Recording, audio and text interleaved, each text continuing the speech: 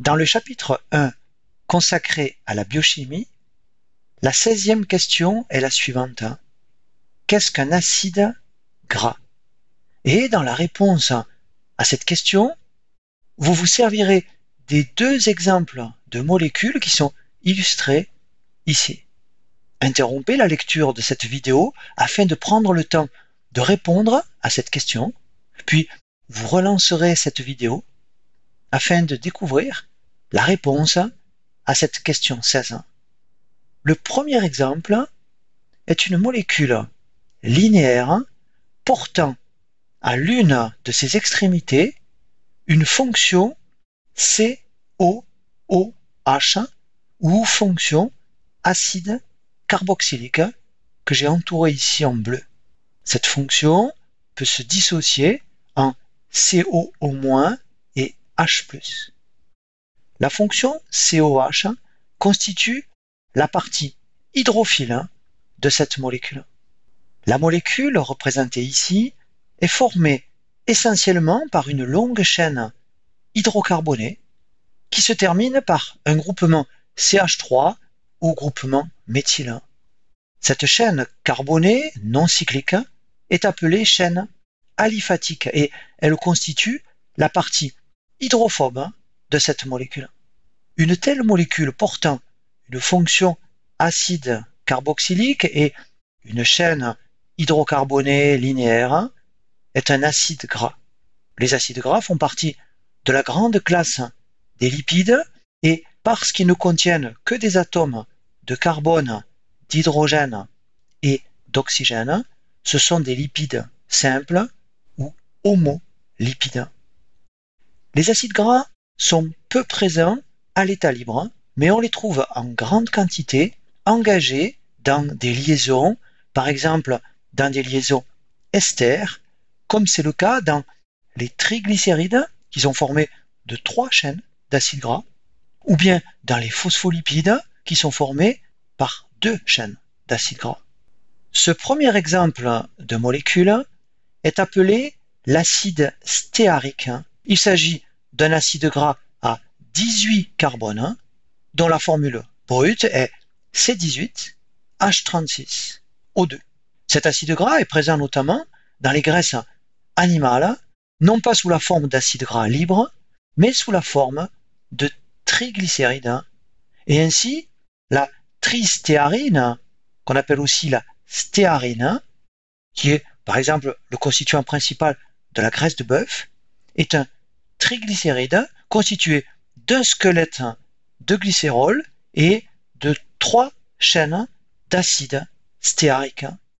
Dans la chaîne aliphatique de l'acide stéarique, les atomes de carbone sont connectés les uns aux autres uniquement par des liaisons covalentes simples. Et cette chaîne est formée ici de 16 CH2 et d'un groupement méthyle terminal. La formule de l'acide stéarique peut donc aussi s'écrire CH3, CH2 répété 16 fois et COOH. Cet acide gras est qualifié d'acide gras saturé parce que tous les atomes de carbone de sa chaîne aliphatique sont saturés en hydrogène. Un acide gras saturé contient 2 fois plus d'atomes d'hydrogène que d'atomes de carbone et la formule générale d'un acide gras saturé peut donc s'écrire CnH2nO2. Et la formule d'un acide gras saturé peut aussi s'écrire CH3, qui est la fonction méthyle, CH2 répété N-2 fois, et COH, qui est la fonction acide, N étant le nombre total de carbone de l'acide gras. L'écriture abrégée de l'acide stéarique est 18,0, ce qui signifie que cet acide gras contient 18 carbones et que sa chaîne aliphatique ne comporte aucune liaison covalente double. Lorsque la fonction acide de cet acide gras libère un proton, on obtient une base anionique appelée le stéarate et dont la formule brute peut s'écrire C17H35COO-. Comme dans le premier exemple de molécule, celle qui est présentée dans le second exemple porte une fonction acide carboxylique à une extrémité et elle est constituée essentiellement d'une chaîne aliphatique. Cependant, cette chaîne forme ici un coude. Il s'agit à nouveau d'un acide gras et comme pour l'acide stéarique, cet acide gras contient aussi 18 carbones. Mais 2 carbones présents au milieu de sa chaîne aliphatique sont liés entre eux par une liaison covalente double. Ces 2 carbones sont donc chacun liés à un seul atome d'hydrogène. Cet acide gras est qualifié d'insaturé car, par comparaison avec un acide gras saturé à 18 carbones, sa chaîne aliphatique contient moins d'hydrogène. Nous avons vu avec le premier exemple que l'acide stéarique contenait 36 hydrogènes, alors que cet acide gras insaturé, dont la formule brute est C18H34O2, a 2 hydrogènes de moins que l'acide stéarique. Comme cet acide gras insaturé contient une seule double liaison dans sa chaîne aliphatique, on dira qu'il est mono-insaturé. Ce second exemple de molécule est appelé l'acide oléique et il est présent, par exemple, dans l'huile d'olive sous la forme de triglycérides. Et ainsi, on trouve dans l'huile d'olive de la trioléine, qui est un triglycéride formé par 3 chaînes d'acide oléique liées à un squelette de glycérol.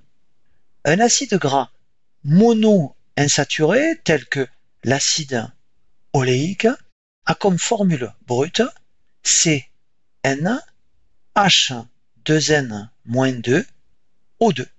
Lorsque la fonction acide de l'acide oléique libère un proton, on obtient une base anionique appelée l'oléate et dont la formule brute peut s'écrire C17H33COO-.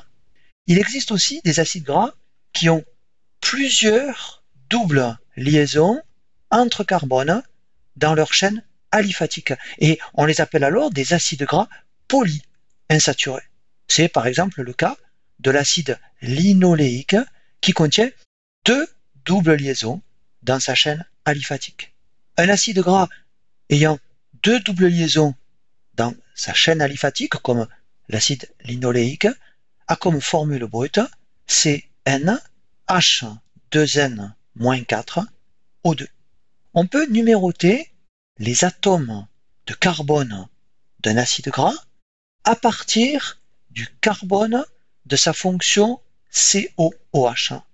Ce carbone sera donc appelé le carbone 1. S'il y a une double liaison dans la chaîne aliphatique, elle sera indiquée par la lettre grecque delta, c'est-à-dire ce triangle, accompagné du chiffre correspondant au premier atome de carbone qui participe à la double liaison. Et ainsi, l'acide oléique peut être abrégé par 18, 1 delta 9, ce qui indique que cet acide gras contient 18 carbones, qu'il contient une seule double liaison, laquelle connecte entre eux le 9e carbone et le 10e. La numérotation des carbones se faisant, je vous le rappelle, à partir du carbone de la fonction COOH. De même, L'acide linoléique peut être abrégé par 18, 2, delta 9, 12, ce qui indique que cet acide gras contient 18 carbones, qu'il possède dans sa chaîne aliphatique 2 doubles liaisons, la première reliant les carbones 9 et 10, et la seconde reliant les carbones 12 et 13.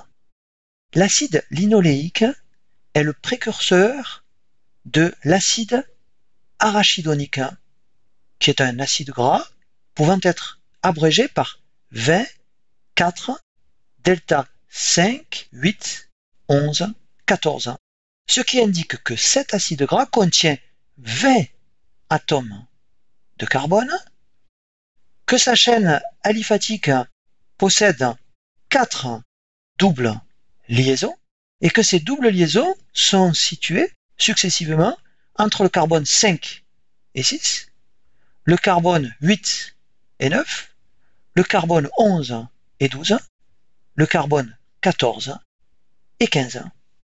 Notons que dans l'immense majorité des cas, comme ici, quand il y a plusieurs doubles liaisons dans la chaîne aliphatique d'un acide gras polyinsaturé, ces doubles liaisons se succèdent tous les 3 carbones.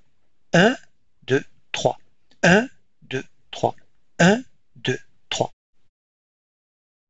Le premier carbone de la chaîne aliphatique, c'est-à-dire celui qui est situé juste après le carbone de la fonction COH, est appelé aussi le carbone alpha.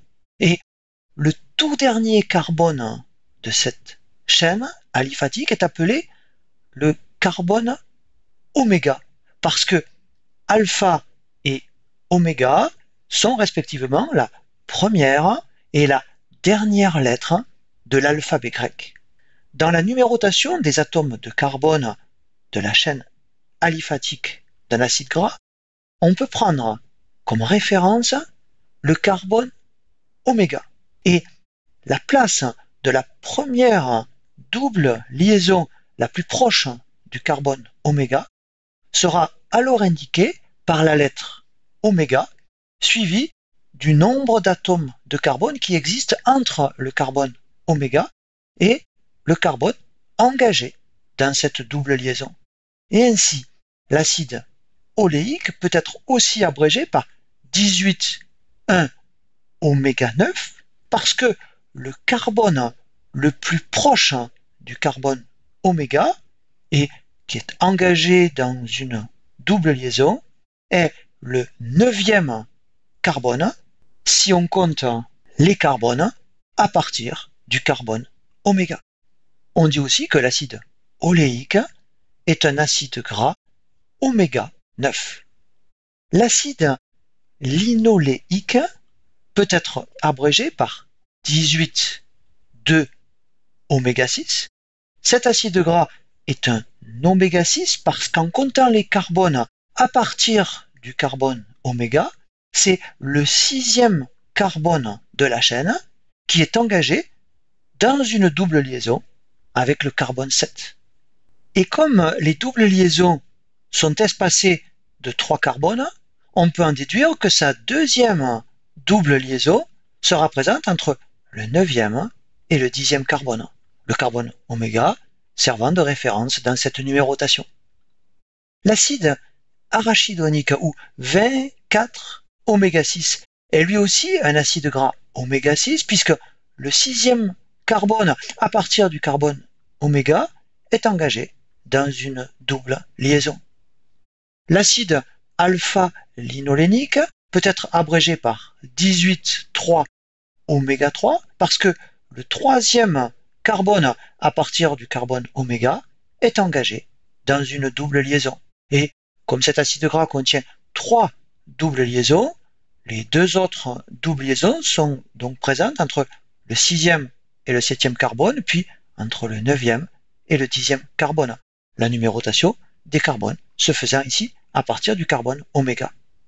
Et dans l'autre nomenclature où la numérotation des atomes de carbone se fait à partir du carbone de la fonction acide carboxylique, l'acide alpha-linolénique peut être abrégé par 18,3, delta 9, 12 et 15. La présence de double liaison dans un acide gras insaturé va introduire une isomérie de type 6 trans au niveau de chacune des doubles liaisons. La configuration 6 est privilégiée dans les acides gras insaturés naturels, alors que la configuration trans des acides gras insaturés est très rare dans les conditions naturelles. Une liaison double de type trans dans un acide gras insaturé n'induit aucune courbure dans la chaîne aliphatique, laquelle adopte alors une configuration rectiligne comme celle d'un acide gras saturé. Par contre, une double liaison de type 6 va introduire à son niveau une courbure rigide dans la chaîne aliphatique, c'est-à-dire un coude visible, par exemple, ici, dans l'acide oléique. Et cet acide oléique peut être abrégé par 18,1,6 delta 9 ou 6 oméga 9. Plus un acide gras insaturé possède de doubles liaisons, qui sont en configuration 6 dans les molécules naturelles, plus sa chaîne aliphatique présente de coudes. Ainsi, la molécule d'acide stéarique que nous avons vu au début de cette vidéo est un acide gras saturé. Donc, sa chaîne aliphatique est dépourvue de double liaison et elle ne forme donc aucun coude. Par contre, avec une double liaison 6 dans sa chaîne aliphatique, la molécule d'acide oléique est coudée ici, en son milieu. Prenons maintenant l'exemple de l'acide arachidonique, qui présente dans sa chaîne aliphatique 4 doubles liaisons qui sont toutes en configuration 6. On dira que l'acide arachidonique est 20, 4, tout 6, oméga 6. Et la présence de ces 4 doubles liaisons 6 va entraîner un repliement de cette molécule d'acide arachidonique qui se trouve donc beaucoup plus courbée que la molécule d'acide oléique. Les membranes biologiques sont composées d'une bicouche de phospholipides et la partie hydrophobe d'un phospholipide est formée par les deux chaînes d'acides gras. Si les acides gras sont saturés, ils ont une conformation linéaire et lorsque des chaînes d'acides gras saturés sont placées comme ici côte à côte, elles établissent entre elles de multiples interactions électriques de très faible énergie qu'on appelle des liaisons de Van der Waals, l'ensemble formant alors un agrégat stable. Notons que plus la chaîne aliphatique est longue, plus le nombre de liaisons de Van der Waals est important, ce qui va augmenter encore l'agrégation de ces chaînes. Et les acides gras saturés vont ainsi conférer aux membranes qui les contiennent une plus grande rigidité.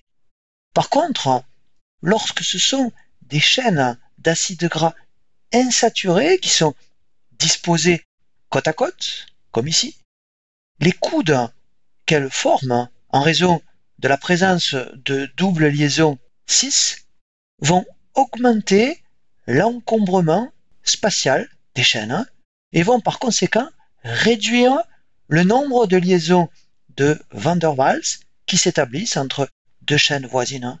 Et ainsi, plusieurs acides gras insaturés disposés côte à côte sont bien moins serrés que si ce sont plusieurs acides gras saturés qui sont disposés côte à côte. Cette propriété des acides gras insaturés va assurer une plus grande fluidité aux membranes qui les contiennent. Et cette fluidité est nécessaire au bon fonctionnement des membranes biologiques. La température de fusion d'un acide gras est la température à laquelle il va passer de l'état solide à l'état liquide. Et la température de fusion des acides gras saturés augmente avec la longueur de leur chaîne, parce que plus le nombre de carbone d'un acide gras saturé est grand, plus le nombre de liaisons de Van der Waals qui vont s'établir entre les chaînes voisines sera élevé, et donc plus il faudra fournir d'énergie thermique pour rompre ces liaisons. La température de fusion d'un acide gras est au contraire d'autant plus basse que le nombre de doubles liaisons que contient cet acide gras est élevé. L'acide stéarique, qui ne contient aucune double liaison dans sa chaîne aliphatique et dont la température de fusion est de 70 degrés, est donc un composé solide à la température du corps, alors qu'à cette même température, l'acide oléique, qui contient une double liaison dans sa chaîne aliphatique et dont la température de fusion est seulement de 13 degrés, va se trouver à l'état liquide. La présence de doubles liaisons dans les acides gras insaturés va tendre à abaisser la température de fusion des structures biologiques qui les contiennent, par exemple des membranes biologiques. Et ainsi, si la quantité d'acides gras insaturés présents dans les phospholipides membranaires est augmentée, la fluidité de cette membrane va s'accroître et la température de fusion de cette membrane se trouvera alors abaissée. Prenons un exemple. On observe chez le renne que la membrane des cellules des tissus de ses pattes contient un taux croissant de chaînes d'acides gras insaturés.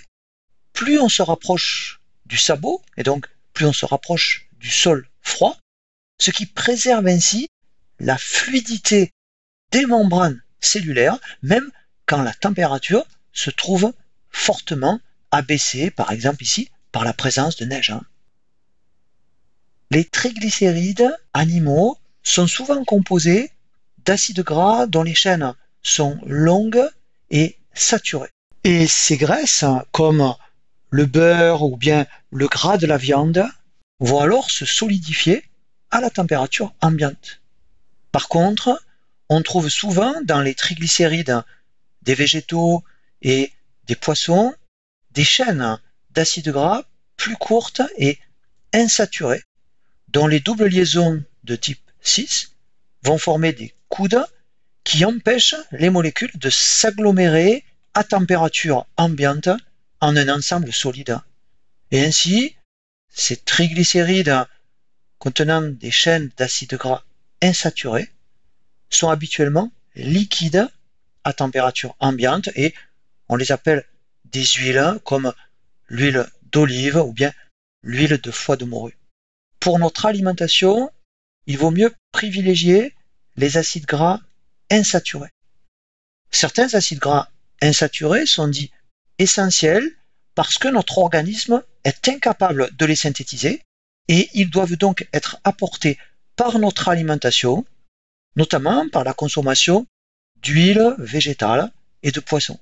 Les acides gras essentiels sont les acides gras 6 polyinsaturés de type oméga 3, présents par exemple dans l'huile de lin ou bien dans les poissons gras, et de type oméga 6 qu'on trouve par exemple dans l'huile de soja et de maïs. Les acides gras sont une importante source d'énergie pour les cellules. Ils peuvent être stockés sous la forme de triglycérides. Ils entrent dans la composition des phospholipides et des glycolipides qui forment les membranes biologiques. Ils permettent la synthèse des sérides qu'on trouve par exemple dans les cires cuticulaires qui imperméabilisent la surface des feuilles ou des insectes terrestres.